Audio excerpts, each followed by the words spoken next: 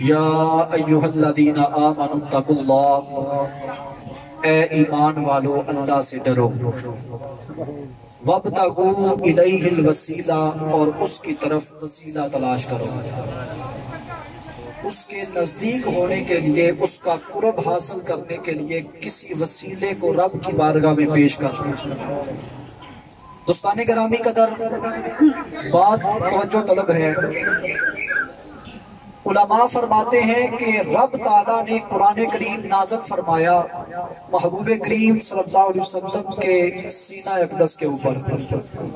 اگر رب تعالیٰ خود عوام کے ساتھ کلام کرتا، خود ڈائریکٹ بھی اگر کوئی بات کر دیتا تو وہ بھی بات ہمارے لیے قابل احترام ہے، لیکن رب تعالیٰ نے جو بات کی ہے وہ خود رب تعالیٰ نے محبوب کے وسیلے سے کی ہے۔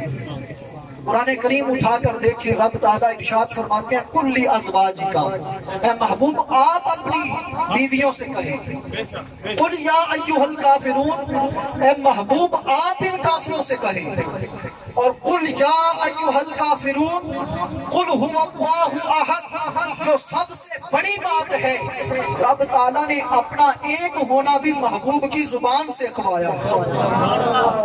رب تعالیٰ خود بھی کہتا کہ میں واحد ہوں، میں قہار ہوں، میں بے نیاز ہوں، تو ہم نے رب کی بات کو پھر بھی ماننا تھا، لیکن رب تعالیٰ نے محبوب کی زبان سے کہا کہ محبوب تم اپنے غلاموں سے ارشاد کرو۔ علماء فرماتے ہیں کہ جب رب ہو کر خود ہم سے ڈائریکٹ کلام نہیں کرتا، درمیان میں محبوب کا واسطہ رکھتا ہے، تو پھر ہمیں بھی چاہیے کہ جب رب کی بارگاہ میں جائیں تو کوئی وسیلہ اس کی بارگاہ میں لے کر نعرہ تکبیر، نعرہ رسالت، نعرہ حیدری، نعرہ تحقیق، نعرہ تحقیق، خدمِ حق اہل سنت و جماعت۔ اور یہ جو اللہ کے نیک بندے ہوتے ہیں، ہم ان کی بارگاہ میں آتے ہیں، آ کر ان سے سوال کرتے ہیں، ہم ڈائریکٹ ان سے نہیں مانگتے بلکہ ان کا وسیلہ رب کی بارگاہ میں پیش کرتے ہیں۔ جب ان کا وسیلہ رب کی بارگاہ میں پیش کرتے ہیں، انہوں نے ساری زندگی رب کی راہ میں گزاری ہوتی ہے، جب یہ کسی کے حق میں دعا کرتے ہیں تو رب ان کی دعا کو قبول فرما لیتا ہے۔ حضور علیہ السلام آپ کی بارگاہ میں حضور کا ایک صحابی آتا ہے، حضرت سیدنا امام حسین رضی اللہ تعالیٰ آپ کے پاس ایک صحابی آئے حضور کے، آ کر کہنے لگے کہ اے امام علی مقام، میں آپ کے نانا جان کی بارگاہ میں حاضر ہوا، تو میں نے نانا جان کی بارگاہ میں، آپ کے نانا جان کی بارگاہ میں نے عرض کیا کہ یا رسول اللہ صلی اللہ علیہ وسلم، اگر میں کسی سے سوال کروں تو کس سے کروں؟ یہ دنیا کے جو انسان ہیں، بندے ہیں، اگر ان سے میں مانگوں تو کس سے مانگوں؟ تو آپ کے نانا جان نے، مصطفیٰ کریم علیہ السلام نے فرمایا، اے میرے صحابی، اگر تجھے ضرورت پڑ جائے، کسی چیز کی حاجت پیش آ جائے، تو پھر رب تعالیٰ کے 4 بندوں سے تم سوال کر لے۔ فرمایا ان میں سے پہلا بندہ جو رسول کریم صلی اللہ علیہ وسلم نے مجھے بتایا ہے، حضور علیہ السلام نے فرمایا جو سخی دوست ہے، جب تمہیں کوئی حاجت پیش آئے تو اپنے سخی دوست سے اپنی حاجت کا سوال کر لے۔ اور دوسرا، حضور علیہ السلام نے فرمایا کہ جب تمہیں حاجت پیش آ جائے تو پھر کسی شریف عربی کے پاس چلے جانا، اس سے جا کر سوال کرنا۔ اور تیسرا جو بندہ ہے، مصطفیٰ کریم علیہ السلام نے فرمایا، اے میرے صحابی، اگر تمہیں کوئی حاجت پیش آ جائے، اگر کسی سے مانگنا پڑ جائے، تو پھر حاملین قرآن کی بارگاہ میں چلے جانا، علماء کی بارگاہ میں چلے جانا، علماء سے جا کر سوال کرنا، وہ تیری حاجت کو ضرور پورا فرما دے۔ اور چوتھا، حضور علیہ السلام نے فرمایا اگر تمہیں ضرورت پڑ جائے تو فرمایا پھر خوبصورت چہرے والے، روشن چہرے والوں کی بارگاہ میں چلے جانا۔ تو میں یہ عرض کرنا چاہتا ہوں کہ یہ دنیا میں اللہ کے نیک بندے جو ہوتے ہیں، یہ دنیا میں سب سے حسین بندے ہیں کہ مصطفیٰ کریم علیہ السلام نے فرمایا اللہ کا ولی وہ ہوتا ہے جس کے چہرے کو دیکھتے ہی رب یاد آ جاتا ہے۔ دوستان گرامی قدر، اللہ کے نیک بندوں سے سوال کرنا یہ اللہ کے نیک بندوں کی سنت ہے۔ حضور عطائے مصطفیٰ ख्वाजा हिंदुल वली सुल्तानुल औलिया हुजूर सैयदना मोइनुद्दीन चिश्ती अजमेरी रहमतुल्लाह अलैह। आप हुजूर अलैहिस्सलाम ख्वाब के अंदर ज़ियारत करवाई। हुजूर अलैहिस्सलाम ने इरशाद फरमाया, हुजूर फरमाते हैं कि बेटा इस तरह करो कि तुम हिंदुस्तान चले जाओ, हिंदुस्तान चले जाओ। हुजूर ख्वाजा मोइनुद्दीन चिश्ती अजमेरी रहमतुल्लाह अलैह हुजूर की बारगाह में अर्ज करने लगे कि ए नाना जान, मैंने तो हिंदुस्तान देखा नहीं है, मैं तो वाकिफ नहीं हूँ हिंदुस्तान से। हुजूर अलैहिस्सलाम ने ख्वाब के अंदर ही सारे हिंदुस्तान की आपको ज़ियारत करवा दी। हुजूर ख्वाजा साहब चलते हुए लाहौर तशरीफ लेकर आए। बड़ा नाम सुना था कि वहां पे बुजुर्ग आराम कर रहे हैं जिनको लोग दाता साहब गंज बख्श अजमेरी के नाम से जानते हैं। मैं उनके पास जाता हूँ, उनसे जाकर फिजान हासिल करता हूँ। हुजूर ख्वाजा साहब हिंदुस्तान वहां से चलते हुए हिंदुस्तान की सरजमीन लाहौर के ऊपर आए। बड़ा शोहरा सुना था, बड़ा नाम सुना था दाता साहब का। जब दाता साहब की बारगाह में हाजिर हुए, आप जो अहबाब लाहौर तशरीफ लेकर गए, आपने देखा कि हुजूर दाता साहब के कदमों की जानिब एक हुजरा बना हुआ है। उस हुजरे वाली जगह पे खड़े होके हुजूर ख्वाजा मोइनुद्दीन चिश्ती अजमेरी रहमतुल्लाह अलैह चिश्तियों के शहंशाह आपने चिल्ला काटा 40 दिन तक वहां पे बैठ के कुरान करीम की तिलावत करते रहे। 40 दिन गुजर गए पर कोई चीज हासिल नहीं हुई। 40 दिन कोई चीज हासिल न कर सके तो आपने अपनी वो गठड़ी अपने डंडे के ऊपर इस तरह रखी, डंडा अपने मोढे के ऊपर रखा। फरमाया, मैंने तो बड़ा नाम सुना था कि हुजूर दाता साहब का बड़ा नाम है, इनका तो बड़ा शोहरा है, ये तो बड़े अल्लाह के नेक बंदे हैं, लेकिन मुझे तो यहाँ से कुछ हासिल नहीं हुआ। ये बातें ज़हन के अंदर सोच रहे हैं। चलते चलते जब बाहर तशरीफ लेकर गए ना, तो वहां पे देखा एक नूरानी चेहरे वाली शख्सियत तशरीफ फरमा है, खूबसूरत लिबास पहना हुआ है, सफेद रीश मुबारक है।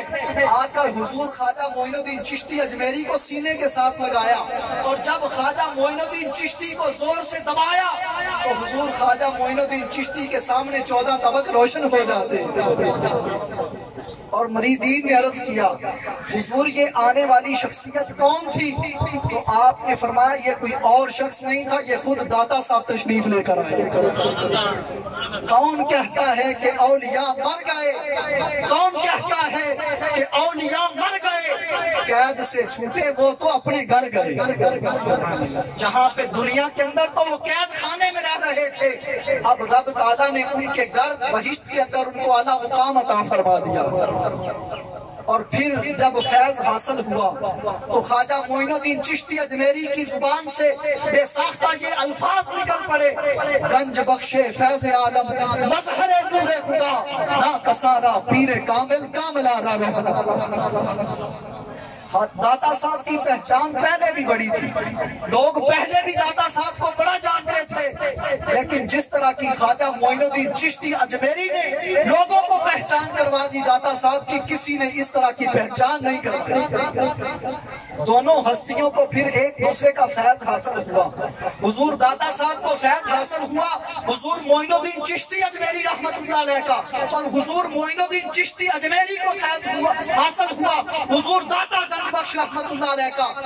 और उलमाए किराम मुहक्किकीन किराम ने ये लिखा है और फरमाते हैं कि खाना काबा और हुजूर नबी अकरम सल्लल्लाहु अलैहि वसल्लम के रोजा अनवर के बाद अगर पूरी कायनात के ऊपर सबसे ज्यादा लोगों का रश होता है तो वो हुजूर दाता गंज बख्श अजमेरी रहमतुल्लाह अलैह के कदमों में होता है। लोग वहां पे दिन आप जब भी चले जाएं, अंधेरियों के चलते में चले जाएं, बारिशों के बरसने में चले जाएं, धूप के कड़कने में वहां पे चले जाएं, रात की अंधेरियों में, दिन के उजालों में वहां चले जाएं, आपको लोग वहां पर बैठकर कुरान की तिलावत करते नजर आएंगे और हुजूर दाता गंज बख्श अजमेरी से फैज हासिल करते नजर आएंगे। اور دوستان گرامی قدر پھر جو فیض حاصل ہوا حضور خواجہ خواجہ حضور معین الدین چشتی اجمیری رحمت اللہ علیہ کہ حضور خواجہ معین الدین چشتی اجمیری رحمت اللہ علیہ آپ اپنی قبر کے اندر لیٹے ہوئے تشریف فرما ہے. ایک حافظ قرآن بڑی خوبصورت آواز تھی اس کی, حضور خواجہ صاحب کے قدموں میں بیٹھا ہوا تھا. میں یہ عرض کرنا چاہتا ہوں کہ جب آپ مزارات کے اوپر جائیں تو آپ نے حاضری کیسے دینی وہاں جا کر وہاں پہ آپ نے حاضری کس طرح دینی ہے, جس طرح علماء نے طریقہ بیان فرمایا ہے. حضور خواجہ معین الدین چشتی اجمیری رحمت اللہ علیہ کے قدموں کے اندر وہ حافظ قرآن سائیڈ پہ بیٹھ کے وہ قرآن کریم کی تلاوت کیا کرتا تھا. ساتھ وہ اپنی خواہشات کا اظہار کرتا کہ حضور یہ میرا کام ہے کہ رب کی بارگاہ میں دعا کریں کہ رب تعالیٰ میرے کام کو پورا فرما دے. حضور خواجہ معین الدین چشتی اجمیری آپ کے پاس بیٹھ کر وہ قرآن کی تلاوت کرتا رہا. کافی دن گزر گئے. اس نے دیکھا کہ ایک فاحشہ عورت وہ وہاں پہ آتی ہے, آ کر حضور خواجہ صاحب سے اپنی مراد مانگتی ہے. آ کر کہتی ہے حضور یہ میرا فلاں کام ہے, اس کو پورا کر دیجئے. حضور خواجہ معین الدین چشتی اجمیری رحمت اللہ علیہ آپ نے رب کی بارگاہ میں دعا کی, رب تعالیٰ نے اس فاحشہ عورت کے کام کو مکمل کر دیا. اس کی مراد بر آئی. وہ حافظ قرآن بڑا پریشان ہوا, خواجہ صاحب کی بارگاہ میں عرض کرنے لگا کہ خواجہ صاحب یہ کیسا انصاف ہے کہ وہ فاحشہ عورت آئی, اس نے اپنی مراد آپ کے سامنے پیش کی تو اللہ تعالیٰ نے اس کی مراد جلدی پوری کر دی. مجھے کافی دن گزر گئے, میں یہاں پہ بیٹھ کے قرآن کریم کی تلاوت کر رہا ہوں. ساتھ اس حافظ قرآن نے زور کے ساتھ آپ کی قبر انور کے اوپر اس طرح ہاتھ مارے تو وہ کیا دیکھتا ہے کہ حضور خواجہ معین الدین چشتی اجمیری رحمت اللہ علیہ آپ تشریف لے آتے ہیں. آپ فرماتے ہیں کہ وہ جو فاحشہ عورت آئی تھی نا, فرماتے ہیں مجھے اس کا آنا پسند نہیں آیا. وہ میرے مزار پہ آئی, اس نے آ کر مراد مانگی, میں نے اللہ کی بارگاہ میں دعا کی, اس کی مراد پوری ہو گئی. بیٹا جب تو قرآن کی تلاوت کرتا تھا مجھے بڑا سرور آتا تھا. فرمایا اسے تو ہم نے اپنے پیچھے سے ہٹا دیا, وہ پنجابی اس کے اندر نا مگروں لا دیتا. آپ نے فرمایا میں نے تو اسے پیچھے ہٹا دیا, لیکن جب تو قرآن کی تلاوت کرتا تھا میرے دل کو سکون پہنچتا تھا. تو دوستان گرامی قدر میں یہ عرض کرنا چاہتا ہوں کہ جب مزارات پر جائیں تو پھر خرافات نہ مزارات پر جا کر کریں, وہاں پہ جا کے اپنی ڈھول باجے نہ بجائیں, وہاں پہ جا کے عورتیں ننگے سر جا کر وہاں پہ نہ جائیں, بلکہ جب اولیاء کے مزارات پر جائیں تو وہاں پہ جا کر قرآن کی تلاوت کریں. صاحب مزار کو اس سے سکون حاصل ہوتا ہے. جب اس کو سکون حاصل ہوگا تو رب کی بارگاہ میں تمہارے لیے دعا کرے گا, رب تعالیٰ تمہاری بگڑی بنا دے گا, تمہارا بگڑا ہوا کام مکمل ہو جائے گا. یہ اللہ کے جو نیک بندے ہوتے ہیں ان کی بارگاہ میں جاؤ تو جا کر ادب کے ساتھ جا کر حضور علیہ السلام, آپ نے ایک صحابی کو دیکھا وہ قبر کے ساتھ ٹیک لگا کے بیٹھا ہوا تھا. حضور علیہ السلام نے فرمایا تم اپنے مردہ بھائی کو اذیت پہنچا رہے ہو. قبروں کے اندر جائیں جب جنازہ پڑھنے کے لیے یا مردہ دفنانے کے لیے جائیں تو قبروں کے اوپر پاؤں نہ رکھیں. مزارات پر جائیں تو مزارات کے اوپر جا کر جھک نہ جائیں, بلکہ مزارات پہ علماء نے جو طریقہ لکھا ہے حضور سید اعلیٰ حضرت رحمت اللہ علیہ نے, آپ فرماتے ہیں مزارات سے پیچھے کم از کم 4 قدم پیچھے ہٹ کے کھڑے ہو جائیں اور ہاتھ باندھ کر مصطفیٰ کریم کی ذات پر درود و سلام پڑھیں, رب کا کلام پڑھیں اور مرنے والے کی روح کو اسال کریں. اللہ کے نیک بندے صاحب مزار کو اس کی روح کو اسال ثواب کریں. جب تم اس کی روح کو اسال کرو گے تو خوش ہو کر رب کی بارگاہ میں دعا کرے گا تو اللہ تمہارے سارے کام مکمل فرما دے گا.